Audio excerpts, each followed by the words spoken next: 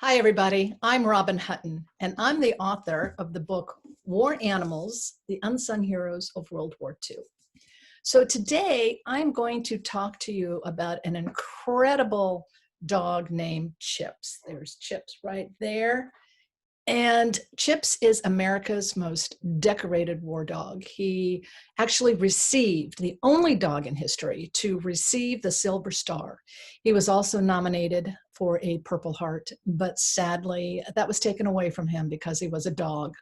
But when you hear his story and you understand what this little dog did, I think you will agree that those medals should have been kept. And it was just a travesty that they were taken away. But I have a PowerPoint presentation I'll give right now. And then at the end, you'll see some contact information for me that if you want to reach out, have questions, or want to order the book, or any of that good stuff, you can do it on there. So anyway, let's get started. All righty. So this is the cover of my book, War Animals, and in it I talk about war dogs, the war birds, the war horses, and even a war cat, if you can believe that or not. It is filled with amazing stories, and there's another PowerPoint I did on the War Animals book that you can go on at waranimals.com and look at and learn about some of the other animals that are featured in the book. But today I really want to talk about and tell you about Chips. Now, when World War II broke out, we did not have a war dog program, and I talk about this in detail in my other podcast.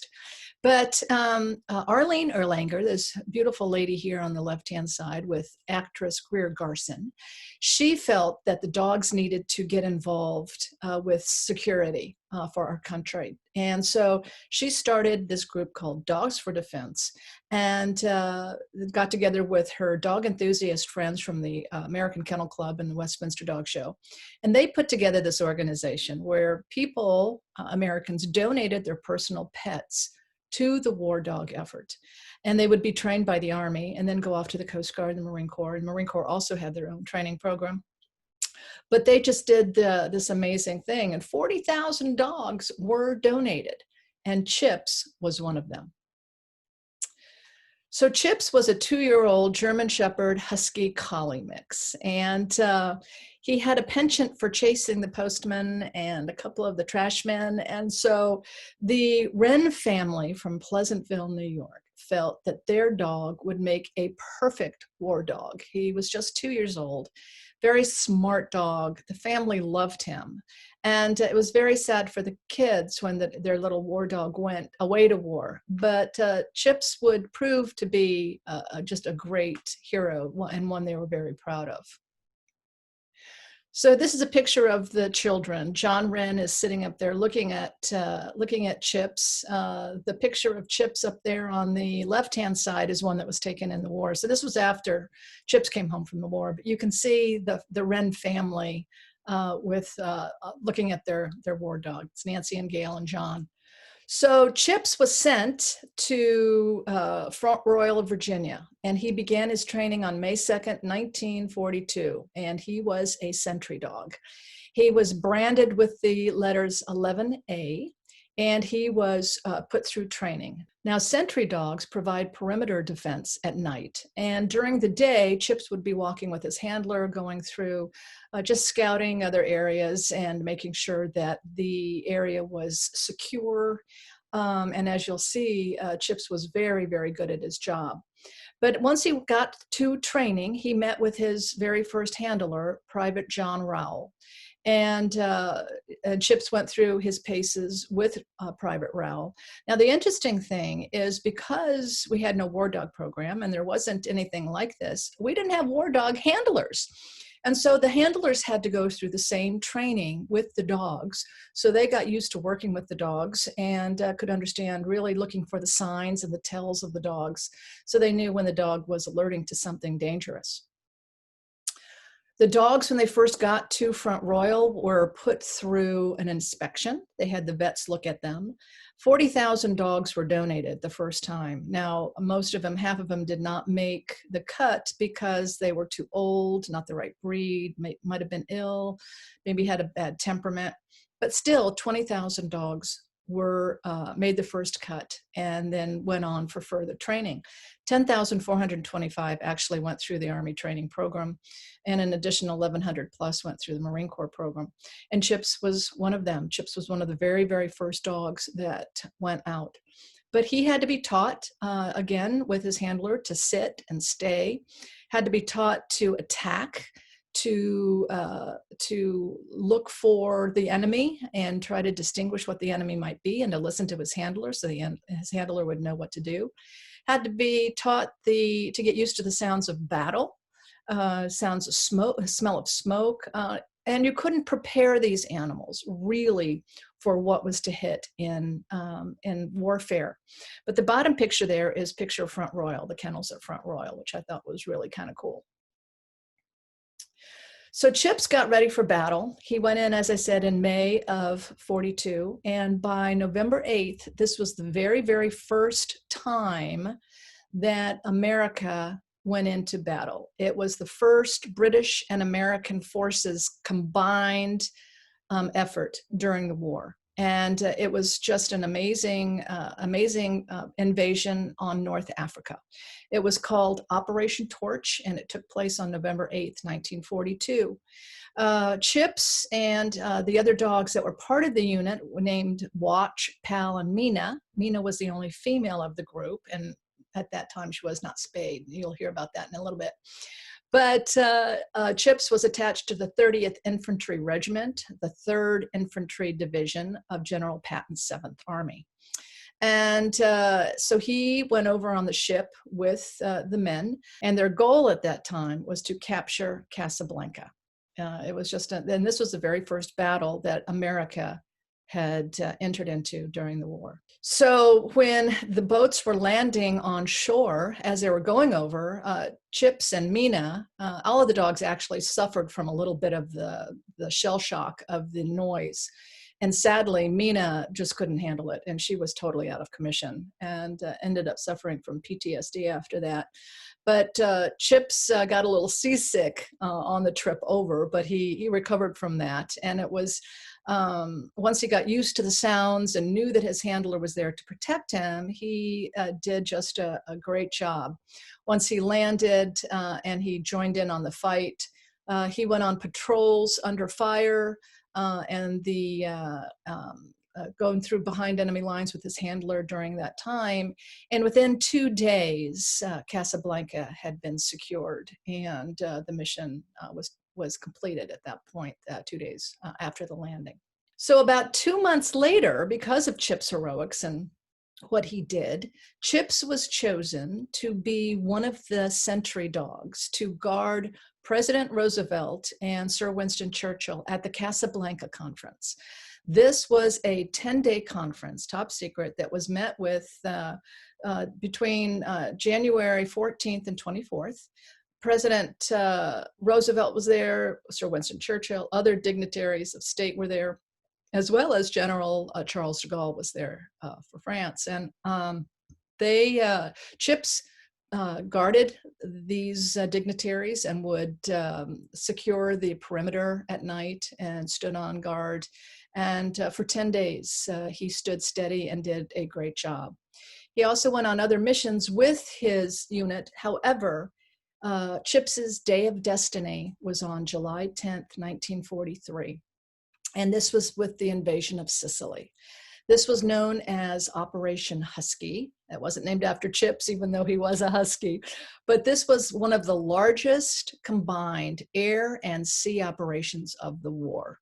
There were over 150,000 troops, 3,000 ships, and 4,000 aircraft took place on this landing. The invasion took place from Licata all the way down. That was where the landing took place, all in this area. And Chips was up here in Licata.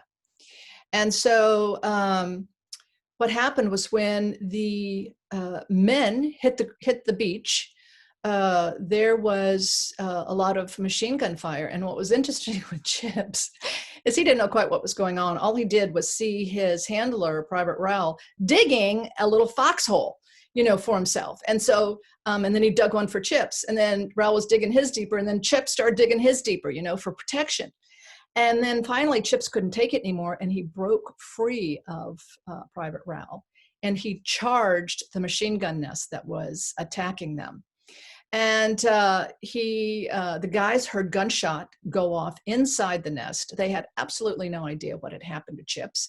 Of course, they were panicked, but and Chips was injured. But he gets in there, he grabs the machine gunner by the neck, drags him out of the hut, and behind him come 3 Italian soldiers with their hands in the air to surrender because they were more afraid of this crazy war dog than they were being prisoners of war. And so because of this, Chips's unit was able to advance the farthest that day on the landings, and he was a true hero. He did suffer from powder burns because a bullet grazed his back and also across his face, but he was treated for his wounds and was released for duty, which was great because later that night, Chips smelled 10 enemy Italian soldiers trying to sneak into the camp that night. He was able to alert his handler and the men, and all of the Italian soldiers were taken prisoners. And so this was just a great coup for Chips, and this was his great moment this day and this invasion. He was claimed a hero.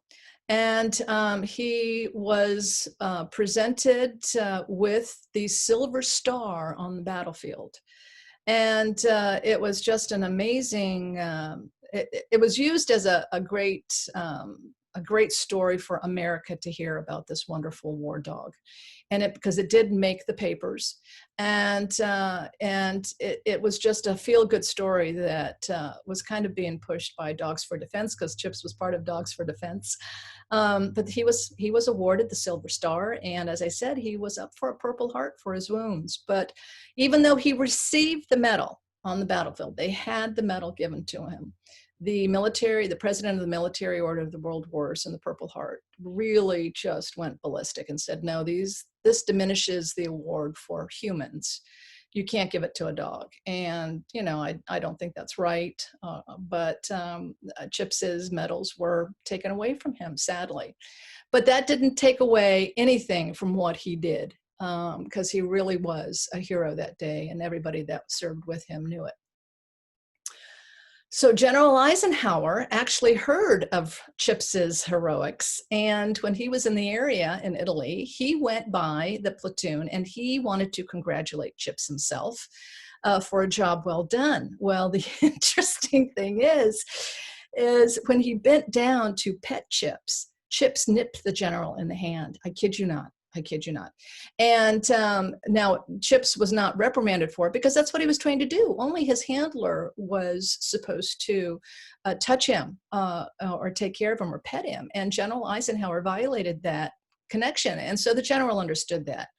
But what is wonderful, and I want you guys to check this out, but at President Eisenhower's presidential library, if you go to their educational division link on their website, you will see a wonderful program that they have developed for children to learn about Chips's story and General Eisenhower and how he bit the general, but that was okay. And they have done this amazing program to teach kids this history through telling the dog story and President Eisenhower's story. And it's just really wonderful. And I urge everybody who has young children to go and look at this, because they have coloring book pages, they have wonderful little booklets. It's just a delight. And I was fortunate enough to go and give a couple of presentations at the Presidential Library in front of 350 school children. And boy, they just lit up hearing all about this and loved learning about this moment in history.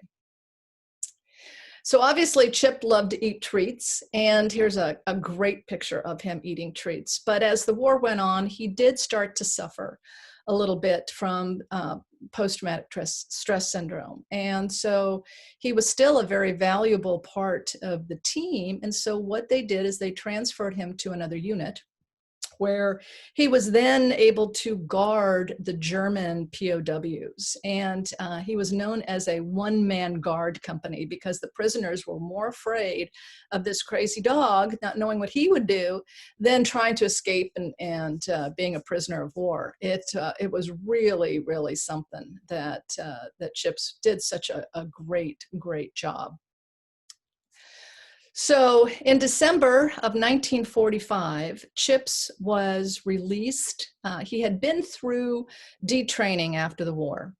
He had gone back to Virginia and had gone through detraining to make sure that he was okay to return to civilian life.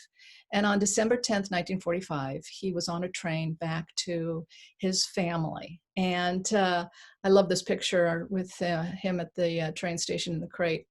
But he landed in Pleasantville, New York, and that's little Johnny Wren petting his war dog who just came home. And it was just a great day of celebration and honor. Chips was a little tired after the trip, but he was so happy. And it was a field day for the press. They just couldn't get enough of it. And these wonderful articles appeared and these pictures with the family, with Chips getting his first meal and being welcomed home by the family. It's just great pieces of history. And we were very blessed I'm very blessed to have known John Wren and to have worked with him on this book and to tell the story of their war dog. And there are some really cute stories of Chips with John as a young boy that you'll love in the book that I encourage you to get and to read, him showing his war dog off around his little town and what happens. It's really quite interesting, but bless his heart. But Chips only lived he died in April of 46. So he wasn't around too long because he had suffered PTSD, and he also somehow got injured with his tail was broken, and we don't know quite how, but he died with his family and his loved ones around him. And so what I did was I nominated Chips for the PDSA Dickin Medal that I had nominated Sergeant Reckless for. And on January 18th, 2018, on the 75th anniversary of when Chips guarded President Roosevelt and Sir Winston Churchill in the Churchill War Rooms in London, little Johnny Wren, who's right there with his war dog on the tracks in Pleasantville, goes to London to receive, big Johnny Wren to receive the Dickin Medal for his war dog, Chips. And it was just an amazing day. And you can Google Chips and Dickin Medal, and you can come up and see some of the wonderful press that Chips received at that time for this medal. And John did just a great job in telling the story. And he was so very, very proud. So with the Dickin Medal, we decided to do our Animals and War and Peace Medal of Bravery. And this was on November 14th, 2019, and Chips received Medal of Bravery number 3. And he was he was the war dog, and G.I. Joe was the pigeon. From World War II, they both received our Medal of Bravery. 8 animals received this medal. Sergeant Reckless received the first one. Cher-Ami from World War I received number 2. Chips number 3. G.I. Joe, the pigeon from World War II, number 4. Stormy from Vietnam, a dog, number 5. Luca, a war dog from Afghanistan and Iraq, number 6. And Luca had also received the Dickin Medal in 2016, right before Sergeant Reckless did. And then we have 2 live dogs, Buka, who was a New York City Fire Department dog and is still on duty. He's the New York City's finest arson detection dog in their unit. And number 8 was given to multi-purpose canine Bass. And I encourage you guys to go to waranimals.com, and you can see pictures of the ceremony. You can read the stories of these incredible animals. And I'll be doing PowerPoint presentations on all of them as well. But you really do have to check it out to see what we have up there. So this is my contact information. And if you have any questions on chips, please, please, please give me a call or email me. I'm happy to answer them in any way you'd like. You can check out the websites at sergeantreckless.com or waranimals.com. And I think you'll really enjoy learning more about all of these animals. But let me now just get out of this and see if I can. Yes, there we are. Well, I just want to thank you so much for joining me today and just learning. I know it was a quick little podcast, but I just wanted to tell you about this incredible war dog that I have had the pleasure of knowing, learning about. And honestly, I feel like through the stories of John Wren and those that shared pictures with me, this dog could not be more real to me if he was my own. And I was so blessed to be able to be part of the Dickin medal ceremony where Chips was honored in receiving that award. I think it's only appropriate since his Silver Star was taken away from him that he received this one. And then, of course, our Medal of Bravery, our Animals in War and Peace Medal of Bravery. If you Google Wikipedia for Animals in War and Peace Medal of Bravery, you can see a little write-up there as well. But on our website at waranimals.com, you can read all about it. And anyway, I just wanted to thank you all for joining me. I'll be doing more podcasts, so please keep checking the waranimals.com or the waranimalsproduction.com website. And join us on Facebook, Animals in War and Peace on Facebook, and the Sergeant Reckless fan clubs on Facebook. And I look forward to talking with you again very soon on another incredible four-legged or winged hero that have served with our country throughout history in all of the different military battles. God bless you all. Thank you again.